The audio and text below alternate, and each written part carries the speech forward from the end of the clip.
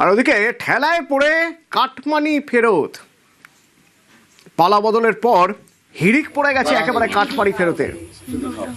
কোচবিহার শীতলকুচি আবাসের ঘর দিতে কাটমানি নিত, অভিযোগ সেরকম 58 জন উপভোক্তা যাদের কাছ থেকে কাটমানি নেওয়া হয়েছিল তাদের কাটমানি ফেরত দিলেন নেতা।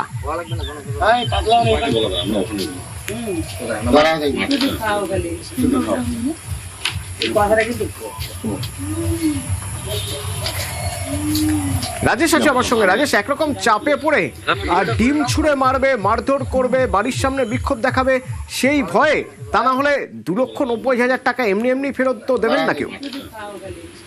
দেখো অতনু, একদমই তাই। মাথা ভাঙাতে এই কাটমানি ফেরত দিতে দেখা যায় প্রথমে তৃণমূল নেতাদের, এরপরেই কিন্তু দেখা গেল শীতলকুচিতে এবার আবাস যোজনা প্রকল্পের উপভোক্তাদের কাছ থেকে যে কাটমানি নিয়েছিল তৃণমূল পঞ্চায়েত সদস্য, সেই কাটমানি কিন্তু ফেরত দিলেন।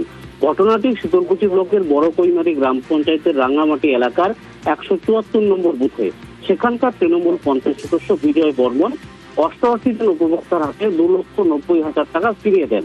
গ্রামবাসীদের অভিযোগ, যে আবাস যোজনা প্রকল্পে যে ঘর পেয়েছেন সেই ঘর প্রাপকদের কাছ থেকে কারো কাছে 5,000, কারো কাছে 7,000, কারো কাছে 10,000 টাকা করে নিয়েছেন। এবং এই ঘটনার পর কিন্তু দিকে দিকে তৃণমূল নেতা, পঞ্চায়েত এবং প্রধানের বাড়ির সামনে কিন্তু রাজ্যে পালা বদলের পর অবস্থান বিক্ষোভ করেন গ্রামবাসীরা। এক প্রকার কিন্তু সেই বিক্ষোভের জেরেই তৃণমূল পঞ্চায়েত সদস্য এই আবাসের কাটমানি ফেরত দিলেন। তবে মাথাভাঙা এবং শীতলকুচিতে রাজনৈতিক মহলে এবং এলাকার সাধারণ মানুষের মুখে মুখে কিন্তু চর্চিত এই কাটমানি ফেরতের ঘটনা। ধন্যবাদ।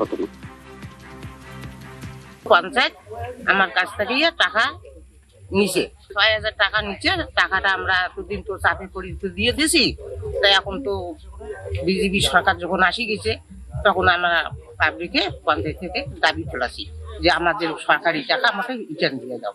এই যে আজকে টাকা ফেরত পেলেন, কেমন লাগছে আপনাকে? ভালো লাগছে।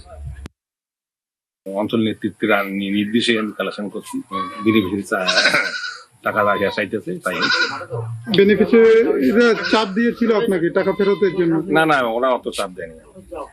স্বেচ্ছায় দিলেন? আমি স্বেচ্ছায় দিই, চতুর্দিকে দিতেছি, আমি স্বেচ্ছায় দিই। কত টাকা দিলেন টোটাল? আমি দিলাম 2,90,000।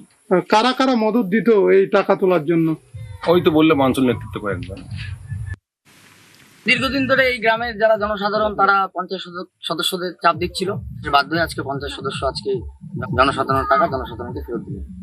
সাধারণ মানুষের টাকা ওনারা যেভাবে দুর্নীতি করেছিল, ঘর দেওয়ার নাম করে সাধারণ মানুষের নিজেদের হকের টাকা ওনারা কেড়ে নিয়েছিল, হকের টাকা জনসাধারণ পেয়েছে, আমরা অবশ্যই খুশি।